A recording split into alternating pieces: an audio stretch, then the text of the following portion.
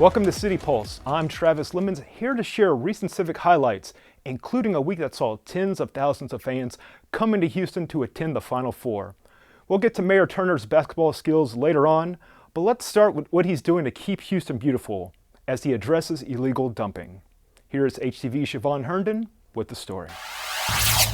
Only a block separates these two illegal dumping sites in Houston's Fifth Ward community, a problem that has plagued residents throughout the city. And what we find oftentimes is that we can come cleaning up and things will come right back a week or two later. To combat the problem, Houston Mayor Sylvester Turner is announcing the One Clean Houston initiative. The program will use a comprehensive plan to clean up Houston's neighborhoods, especially areas targeted by repeat offenders. Under Mayor Turner's One Clean Houston, it'll provide rapid cleanup, better enforcement, and education and prevention. We are allocating an additional $11.5 million for supplemental heavy trash, illegal dumping, and litter control. We're also expanding our solid waste fleet with 11 single operator grappler trucks to streamline bulky waste collections at a cost of $3 million, and increasing the hiring bonuses for solid waste drivers to $5,000 as a way to reduce our current vacancy rates. So when you have situations like this represents environmental hazards, this attracts vermin, but not only that, these are havens for crime. This is where people can conduct criminal activity, hide criminal activity. It's just one of those things that, in addition to it being an eyesore, the bigger issue is that there are serious environmental implications for illegal dumping. As cleanup gets underway, it's a welcome sight for residents like Anthony Jones. We do our part as a community to try to pick up little pieces here and there. Maybe the individuals that are dumping illegally or things like that see that, become a little bit more conscientious of what they're doing. For the City of Houston, Office of the Mayor, I'm ShaVonne Herndon.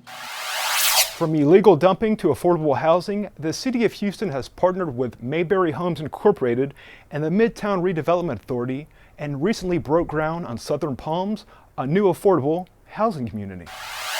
When I entered office, I vowed to increase the affordable home inventory in our great city. To be specific, my goal is to add 3,000 single-family homes and 7,000 multifamily apartment units. Now, I will tell you that we have already exceeded the 7,000. And with today's announcement. 3, 2, 1, release. We are 44 homes closer to achieving our goal of building the 3,000 single-family homes. Very, very excited about it. 40 houses that are going to be going in. All of them are similar in design. 3 bedrooms, 2.5 baths, 2-car garage, about 1,650 square feet. And price point wise, so I'm going to end with that, it's all been sold below market. I don't know who the next mayor will be, but I do know who's the mayor now. And I do know that affordable housing is critically important. This will be transformational for 40 families and beyond to future generations. Each part of Houston deserves the array of housing that will come here from Southern Palm. The combination of banking, tax credits, other funding, federal dollars, I hope. Especially when we build in communities where we haven't had the investments at the level that they should have been. So we are playing catch up in so many ways. What does it mean to be a smart city?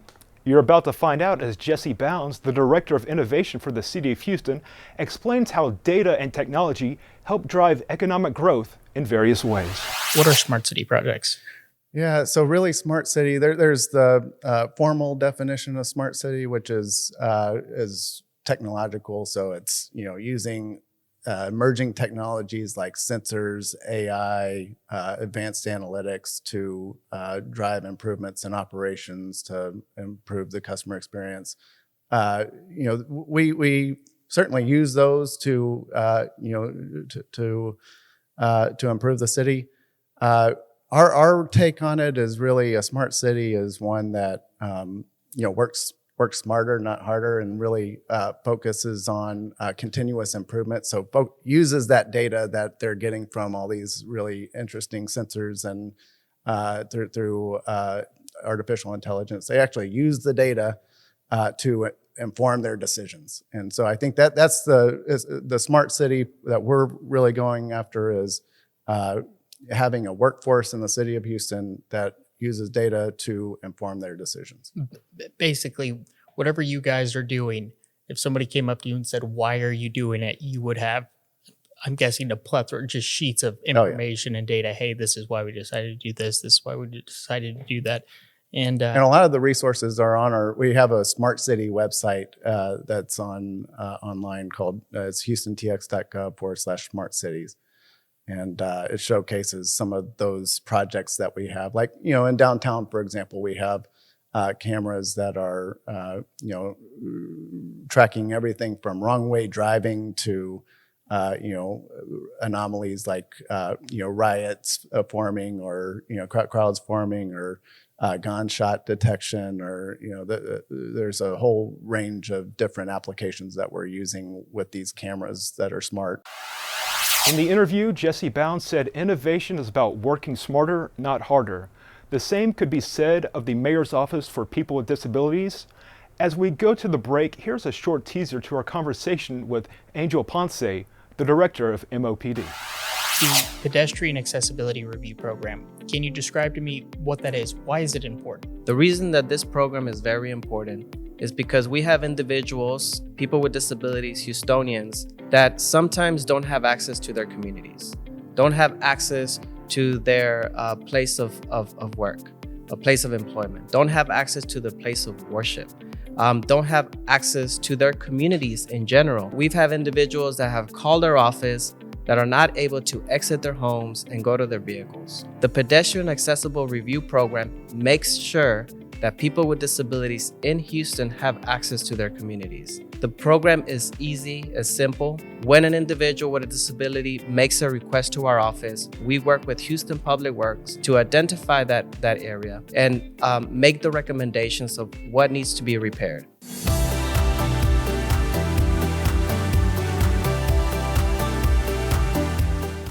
Lots of people with completely different backgrounds coming together for a greater goal represents Houston as a whole. And everybody has a different style, but that's kind of our thing. We're very proud of how different we are.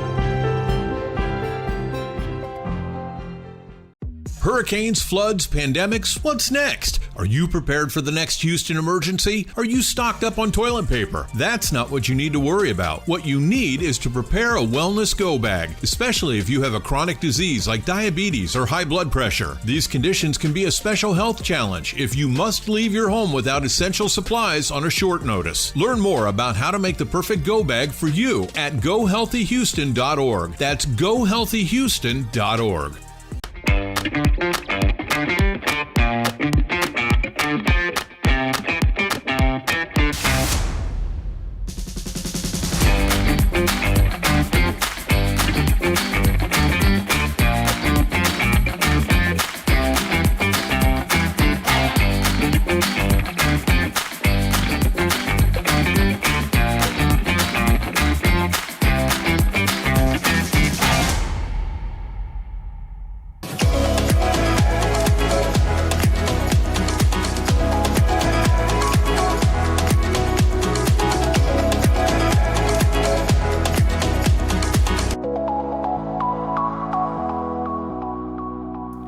Back from the break, it is time to go hoop there it is. Actually, more like hoop there it was, as Houston hosted the 2023 NCAA Men's College Basketball Championship. Mayor Turner took in a majority of the action and even put his skills on display. It's game on, Houston. And with that charge to the city on Monday, Mayor Sylvester Turner and city leaders welcomed the incoming hundreds of thousands of fans who would soon be entering the area for the 2023 NCAA Final Four weekend. This is the second time since I've been mayor for the NCAA Men's Final Four. So very, very much excited about that. Indeed, a huge accomplishment within itself for Mayor Turner. After he kicked off the festivities, Turner announced March 28, 2023 as NCAA Men's Final Four Day in Houston through a proclamation. The NCAA made sure the community was a part of the festivities as well. While at the Blue Triangle, Mayor Turner celebrated the newly renovated basketball court, marking a milestone for the city and investing in Houston's youth. This center, the Blue Triangle, faced Hurricane Harvey, but Hurricane Harvey did not close its doors. From one hardwood to another, once the NCAA Men's Final Four court was complete, Mayor Turner was able to get a first-hand glimpse of the finished Final Four court. On Saturday morning, 4,000 youth participated in the NCAA dribble. This is Mayor Turner showing off his skills moments before the event got underway. On to the games that featured Florida Atlantic taking on San Diego State and Miami versus UConn. The mayor enjoyed the action while also marveling at the sold-out crowd. Although UConn is crowned the 2023 NCAA champs, the seal of approval is shown with this championship smile, knowing Houston did its part behind the scenes in championship fashion. To play host to one of the largest sporting events in the nation is a big deal. It is a win for our citizens. It's a win to be on the national stage. For the City of Houston, Office of the Mayor, I'm ShaVonne Herndon. For our last story, tails were wagging at BARC's annual Adopt a Pet event. Lots of folks came out hoping to give a dog or cat a forever home just in time for Easter.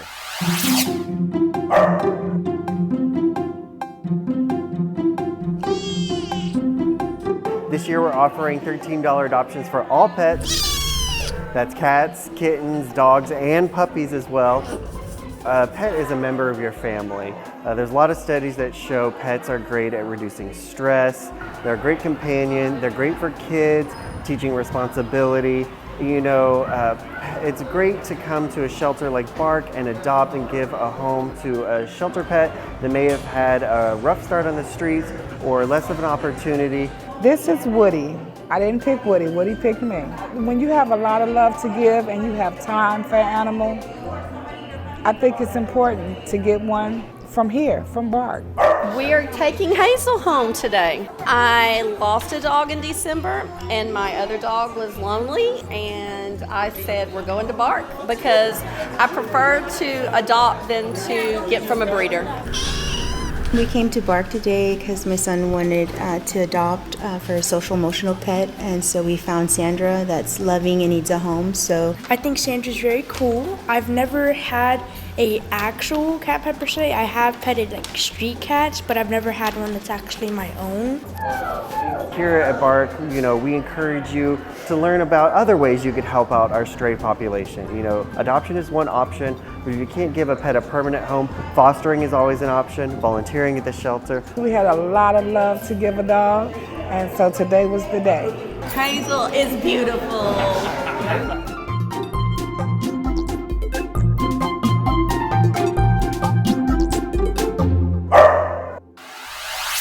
That's going to do it for this City Pulse. Until next time, do better and be kind.